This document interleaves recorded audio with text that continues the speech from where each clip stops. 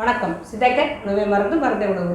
நம்ம தலைக்கு எண்ணெய் தேய்த்து குளிக்கணும் அப்படின்னு சொல்லிக்கிட்டே வரோம் இல்லையா? இதை வந்து அந்த எண்ணெய் பிசுக்கு எண்ணெய் தேய்த்து குளிக்கணும் அப்படின்னா அதை சீயக்காய் போட்டு தான் குளிக்கணும். இந்த பெரும்பாலும் சீயக்காய் அப்படிங்கிற ஒரு பொருள் இருக்கிறதே நம்ம மறந்துட்டோம். ஷாம்பு யூஸ் பண்ணி நிறைய பிரச்சனைகள் வந்தது தான் மிச்சம். நிறைய டேண்ட்ராஃப் அதிகமானது மட்டும்தான் மிச்சம்.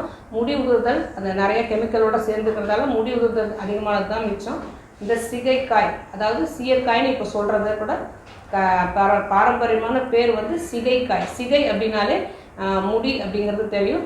தலையில் உள்ள முடி வந்து சீராக எந்த பிரச்சனையும் இல்லாமல் அதுக்கு அந்த ஸ்கால்ப்புக்குள்ள எல்லா சத்துக்களும் கிடைத்து தலைமுடிக்கு ரூட் எல்லாம் பலப்படுற மாதிரி உள்ள அனைத்து பொருட்களுமே முடி நீளமாக வளர்கிறதுக்கும் கருப்பாக இருக்கிறதுக்கும் ஸ்கால்பில் உள்ள எல்லா பிரச்சனையும் நீங்கி அந்த முடியோட வேர் வந்து வலுவடைறதுக்கும் உள்ள அவ்வளோ தாதுக்களும் இந்த சிகைக்காயில் இருக்குது.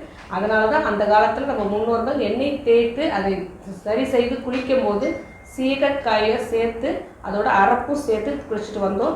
இந்த சிகைக்காயோட மற்ற பழங்கள் எல்லாமே ஒன்று ஒன்றா பார்த்துட்டு வரலாம். இந்த சிகைக்காயில் சிறிது கசப்பு இருக்கிறதால இது தெரியாமல் குழந்தைங்க வாயிலையோ இல்லை பெரியவங்க வாயிலையோ பண்ணிட்டாலே வாந்தி பேதி உண்டாக்கும். அதனால் இதை வந்து சித்த மருத்துவர்கள் வந்து முறையாக பயன்படுத்தி இதோட நச்சு நீக்கிட்டு மூக்கில் உள்ள பிரச்சனைக்காக இதில் வந்து மருந்துக்காக இதை சேர்ப்பாங்க. அது வந்து சித்த மருத்துவர்கள் யூஸ் பண்ணுறது. நம்ம சிகைக்காயை எப்படி யூஸ் பண்ணுவோம் அப்படிங்கிறத பார்த்துக்கிட்டே வரலாம். இந்த சிகைக்காய் பிரச்சனை முக்கியமாக இப்போது இளம் பெண்கள்லேருந்து பெரியவங்கள்லேருந்து எல்லாருக்குமே டேண்ட்ராஃப் இருந்துகிட்டே இருக்குது. பொதுவாக டேண்ட்ராஃப்க்குன்னு தனியாக ஷாம்பூஸ்லாம் இருக்குது. இந்த ஷாம்பூஸ் எல்லாமே 1 டே இல்லைனா 2 டேஸ் கண்ட்ரோல் பண்ணுமே தவிர ஆரம்பத்தில் இந்த ஷாம்பு யூஸ் பண்ணிகிட்டே வரும்போது வாரத்துக்கு 2 முறை யூஸ் பண்ணுவோம். அப்புறம் டெய்லி இந்த ஷாம்பு இல்லாமல் நம்ம டேண்ட்ராஃப் கண்ட்ரோல் பண்ண முடியாத அளவுக்கு இதோட பிரச்சனைகள் அதிகமாகிட்டே தான் வரும். ஆனால் இந்த சிகைக்காயில் உள்ள கசப்பு தன்மை நம்ம ஸ்கால்பில் உள்ள பிரச்சனைகள், அதாவது எண்ணெய் தேய்த்து குளிக்காததாலேயே ஸ்கால்பில் தலைக்கு மேலே ஸ்கல்லுக்கு மேலே உள்ள சிறிய தோல் தான் ஸ்கால்ப்னு சொல்கிறது. இந்த ஸ்கால்பில் உள்ள வறட்சி அதிகமாகிறதால மட்டுமே இந்த டேண்ட்ராஃப் வந்துடுது. இந்த ஸ்கால்பில் வறட்சி அடையும் போது நிறைய தொற்றுக்கள், அதை நம்ம நம்மளை சுற்றி இருக்கிற என்வாரன்மெண்ட்டில் இருக்கிற தொற்றுக்கள் அதில் போய் சேர்ந்து கலக்கிறதால நிறைய ஃபங்கஸ் வைரஸ் பிரச்சனை பாக்டீரியா அதிகமாகிறதால மட்டுமே இந்த டேண்ட்ராஃப் குறையிறதே இல்லை. இது அடியோடு நீக்கணும் அப்படின்னா சிறு வயதிலிருந்தே எண்ணெய் தேய்த்து குளிக்கிற பழக்கம் நம்மக்கிட்ட இருக்கணும். அப்படி நம்ம அதை விட்டுட்டோம் அப்படின்னா எப்போ நமக்கு இது உண்மையான அதாவது ரெமெடி நமக்கு தெரிஞ்ச உடனே இது எண்ணெய் தேய்த்து குளிக்க பழக்கம் நமக்கு வந்துடணும்.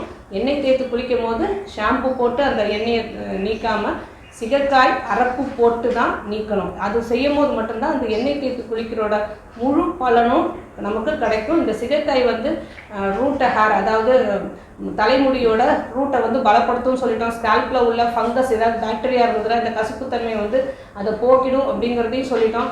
நல்ல முடியை வந்து கருமையாக்கும் அப்படிங்கிறது உண்மை. அதே மாதிரி முடி உதிராமலும் பார்த்துக்கும். முடிக்கு கீழே உள்ள வெடிப்பு அப்படின்னு சொல்லுவாங்க, ஸ்பிளிட்டர்ஸ் இருந்தனாலே அந்த முடி வந்து அடுத்த பகுதி வளரவே வளராது.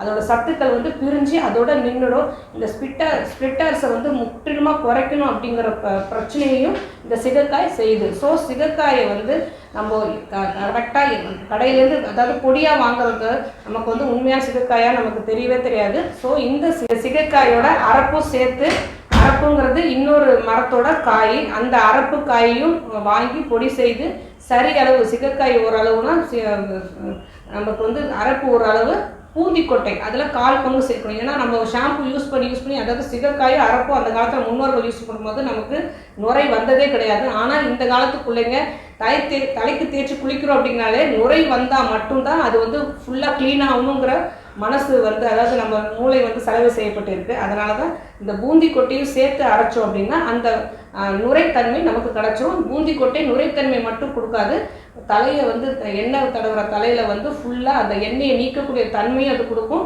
முடியை வந்து பளபளப்பாக்கி கொடுக்குற தன்மையும் இந்த பூந்தி கொட்டைக்கு இருக்குது. ஸோ சிகைக்காய் 100 கிராம் அப்படி எடுத்துக்கிட்டோம் அப்படின்னா அரப்பு 100 கிராம், இது 25 கிராம், பூந்தி கொட்டை 25 கிராம். இதை வாங்கி வீட்டில் அரைச்சி வச்சுக்கிட்டோம் அப்படின்னா ஒவ்வொரு தடவையும் நம்ம ஆயில் பாத் எடுக்கும் போது இதை தேய்ச்சி குளிச்சுட்டு நம்ம வந்தோம் அப்படின்னா தொடர்ந்து தலையில் உள்ள எல்லா பிரச்சனைகளும், முக்கியமாக டேண்ட்ரஃப், அடுத்தது தலைமுடி வளர்றது, ஸ்பிளிட்டன்ஸ் இல்லாமல் இருக்கிறது, அப்புறம் பேட்சாக அங்கங்கே ஒரு சிலருக்கு இப்போ நிறையா வருது, அந்த கொத்து கொத்தாக முடி வந்து தலை சீவும் போது விழுது, இந்த பிரச்சனைகள் எல்லாமே முற்றிலுமாக நீங்கிடும். ஸோ இந்த சிகைக்காயை எவ்வளோக்களவு நம்ம யூஸ் பண்ணுறோமோ அவ்வளோக்களவு இந்த தலைமுடிக்கு உள்ள பிரச்சனைகள்லாம் நீங்கி நம்ம நல்ல நீளமான கருமையான தலைமுடி நமக்கு கிடைச்சிடும். ஆரோக்கியமாக வாழ்வோம். வேறு எதை பற்றி பேசணும்னு நீங்கள் நினச்சாலும் சரி, தாராளமாக கமெண்ட் பண்ணுங்கள்.